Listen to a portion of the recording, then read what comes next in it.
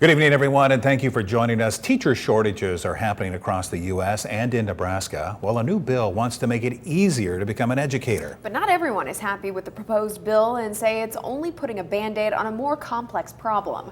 Channel 8's Jatine Tinsley has more details in our top story tonight. Jatine? That's right, Megan. And as you just mentioned, teacher shortages are cropping up everywhere nationally, and Nebraska is no different. The state is currently facing a shortage of nearly 700 teachers right now, and everyone has a different idea of what it will take to fix the problem and get educators back in classrooms. Schools are looking for ways to continue educating students without impacting the quality of their education. But it's not an easy fix. As a way to aid the teacher shortage crisis, Senator Sen-tony-Varges introduced Legislative Bill 724. It's a bill that would remove basic skills tests for writing, reading, and math in favor of relying on more comprehensive ways to verify teacher competency. Those ways include putting more weight on college degree requirements and the student admissions exams.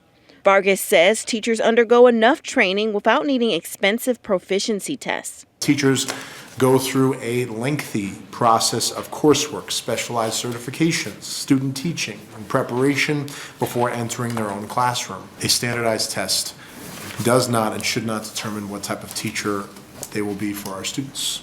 Non-traditional university student Joy-Absalon says the standardized test for teachers imposes barriers for those seeking to become educators. I took the reading and math portions of the praxis at least 5 times before passing. I have used multiple resources and tutors, but I still need to pass the writing praxis, and the next time I take it, it will be my 6th attempt.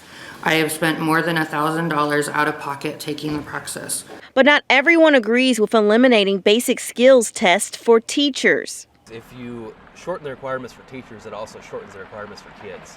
So if you're not going to be held more accountable to reading, writing, math, anything like that, then you're obviously not going to be able to teach the kids that. Mom Makayla-Wilson says she has concerns about teachers who can't pass a basic skills test teaching her kids. I mean, I get that there's a teacher shortage and things like that, but I feel that we should still be wanting a quality education for our kids. And I mean, if the teachers can't pass standard tests, what does that say about the education our kids are going to be getting?